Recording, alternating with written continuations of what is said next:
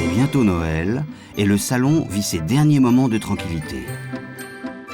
Bientôt, ils seront tous réunis ici pour la plus grande fête de l'année.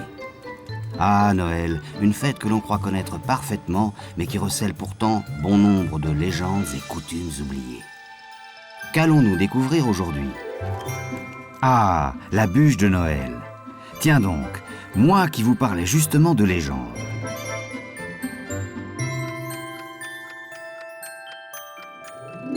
Voilà, c'est la bûche que nous connaissons tous, mais son histoire est bien plus ancienne.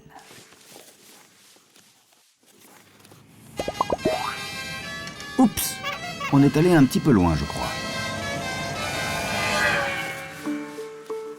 Là, je le savais. Cette coutume existait déjà au XIe siècle dans la plupart des pays européens. Mais attendez. L'origine de la bûche de Noël est en fait liée aux très anciennes fêtes du solstice d'hiver. Vous savez, le 21 décembre, le jour le plus court de l'année. À cette époque, l'homme craignait que si le jour continuait à raccourcir, le soleil ne finisse par disparaître.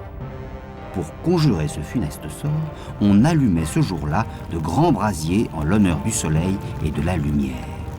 On appelait cela Yule, la fête du feu chez les anciens Germains.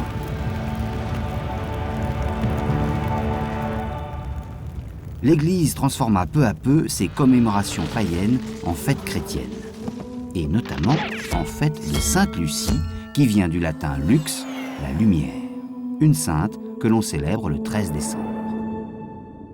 Mais c'est bien au XIe siècle que s'installe cette coutume.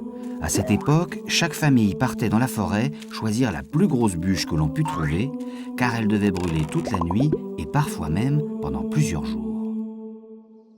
La bûche était donc souvent la plus grosse partie d'un tronc qu'il fallait couper avant le lever du jour. On choisissait un arbre fruitier, comme le cerisier ou le châtaignier, qu'on décorait de rubans et de feuillages. Notre bûche devait être apportée jusque dans la cheminée par 2 hommes de la famille. Le chef de famille la bénissait, puis on l'arrosait avec du vin pour assurer de bonnes récoltes. Ensuite, on la saupoudrait de sel pour se protéger des sorcières. Cette coutume disparaît lorsque les grandes cheminées sont remplacées par des poêles en fonte. Notre bûche devient peu à peu bûchette, une décoration placée au centre de la table. Ce n'est que bien plus tard, à la fin du XIXe siècle, que des pâtissiers parisiens eurent l'idée d'en faire un gâteau. Appétissant, n'est-ce pas? Mais attention, trop tard. Ainsi, entre la bûche des origines et le dessert apprécié des gourmands, plus de 20 siècles se sont écoulés. Maintenant, je suis certain que vous ne dégusterez plus jamais une bûche de la même façon.